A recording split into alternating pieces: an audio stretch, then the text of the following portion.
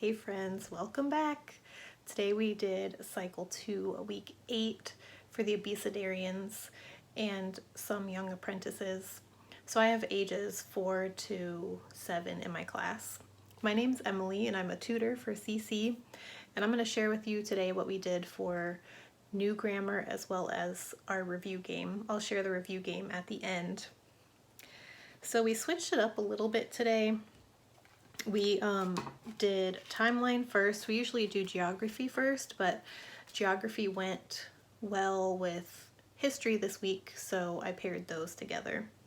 And we eat snack during timeline, so we had to get the snack in at the beginning. If I had pushed snack back, I think there would have been a revolt. So we did timeline first while the kids ate their snack. So while they're eating their snack, I show them the timeline cards, I say the name on the card, and they repeat after me, and then I set these up on the board in order. Then they come up in pairs and take turns pointing to the timeline cards as the music plays. After that, I had them close their eyes while I picked one of the cards from the lineup, and I rearranged the cards. I didn't shuffle them, but I just rearranged them so they couldn't tell where I had taken the card from. I kept it behind my back and they had to guess which card I moved. And then we would sing through the song while I pointed to the cards to see if they got the right one.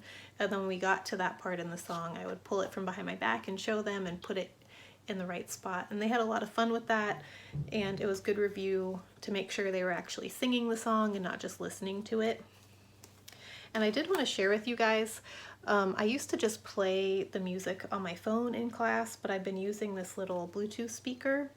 I'll link it in my description, but this really helps with the sound in the class because we have a lot of little kids in the class that can get loud, like younger siblings, so sometimes it's hard to hear over them. So this has been really helpful this year. So I just wanted to share that with you. Okay, so after timeline, we did geography.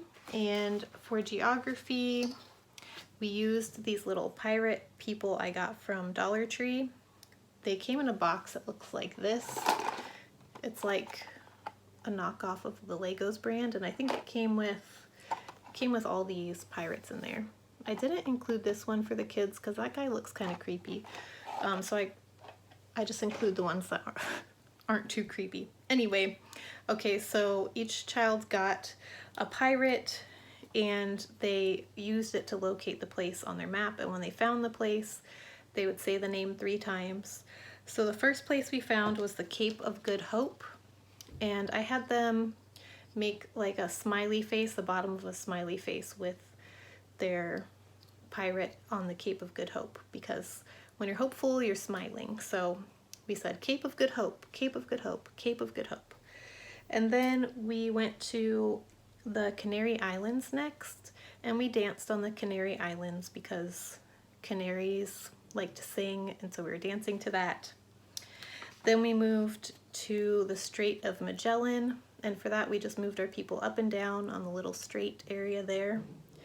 And then for the Treaty of Tordesillas, we used our finger to trace the whole line, and then we used our pirates just to go up and down the line right there on Brazil. Because from my understanding, that line was mainly for the Portuguese who wanted to colonize Brazil. So that's why I focused on that part. So then after we moved our pirates around, we sang a song to the tune of Brother John to remember our locations. And as we sang it, we moved our pirates again. Cape of Good Hope, Cape of Good Hope, Canary Islands, Canary Islands, Strait of Magellan, Strait of Magellan, Treaty of Tordesillas, Treaty of Tordesillas. That last part's a little awkward, but I don't think anyone noticed. And every time we've done a song for geography, it seems like the kids are able to remember it better. Then after that, we kept our maps out to do history. So first we took our little pirates and moved them around the map to the different locations from the history sentence. So we did the Cape of Good Hope. For sailing to the Americas, I just had them go across the Atlantic Ocean, and I showed them that these were the Americas here. And then cross Central America, we did that. Cross Central America to the Pacific Ocean. For Magellan's crew, we took our people and went all the way around to go around the globe. And then for the American Southwest, we went right here, right above, right on the line of Mexico. So that way they kind of saw the connections between the geography we just learned and the history sentence. Then we learned a dance for history. So I had the kids push their chairs in. We sit around a circular table. So they all pushed their chairs in. We did this for 1400s and this for 1500s. And then once the song said Dies, we started walking around the table, like rounding the Cape of Good Hope.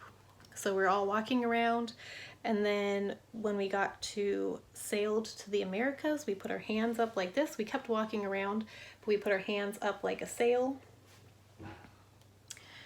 And then for crossed Central America, before class, I had put tape on the ground to bisect the outside of the circle, like around the table. So there were 4 lines on the ground.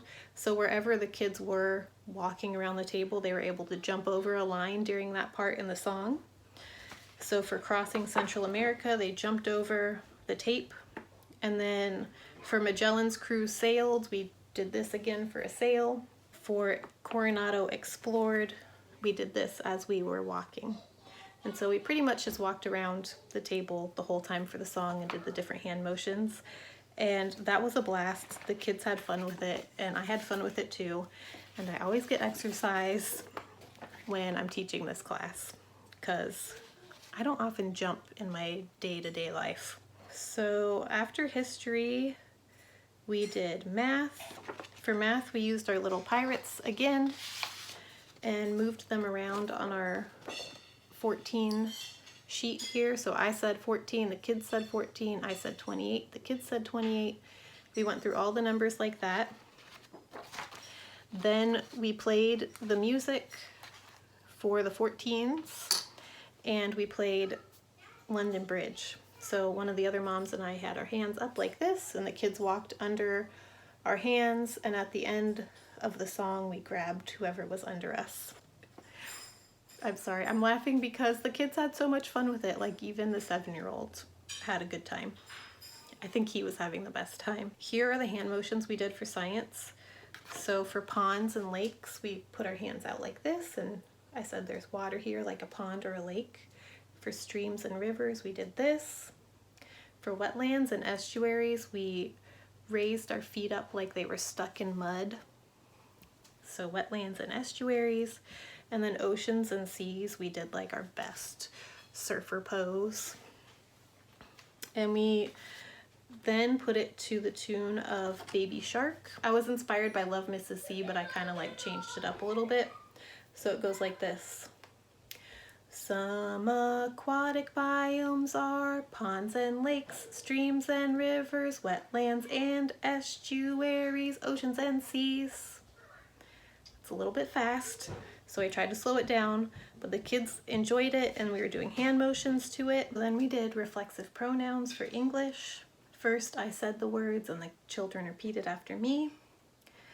Then we talked about how reflexive sounds like reflective, like a mirror. So if you were looking in a mirror, you would be looking at yourself. If I was looking in a mirror, I'd be looking at myself.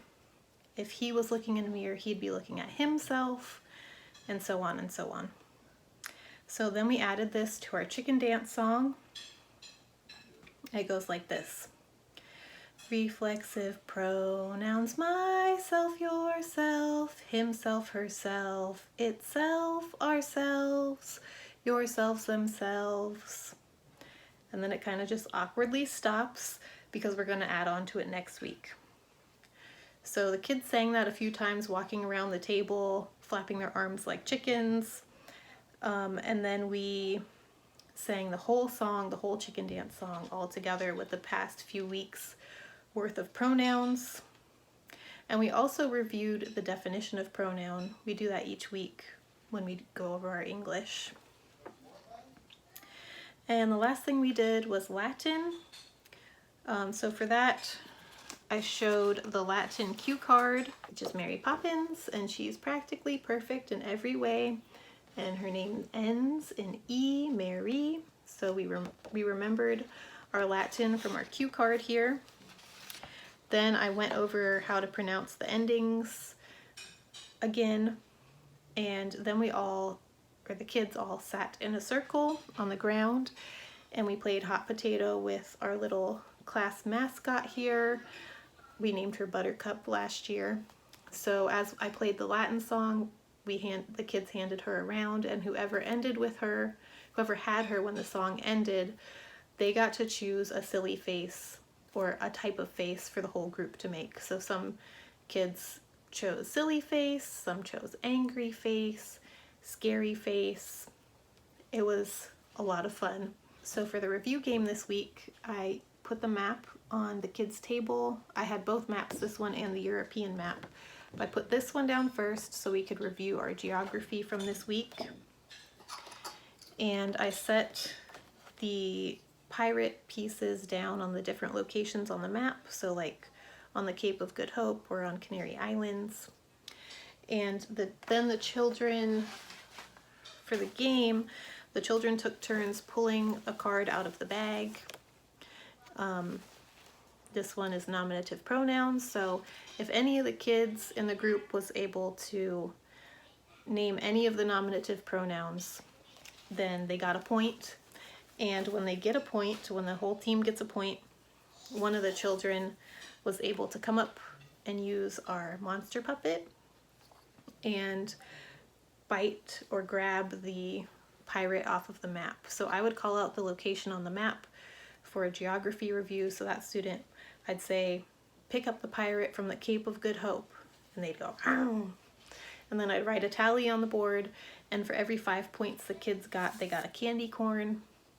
We only got 2 candy corns. We got 10 points. We didn't get super far with the review, but it was really fun for the kids. And I really like having this bag for them to pull from. It makes the review easier on me, so I'm not having to track everything or be the one to call things out.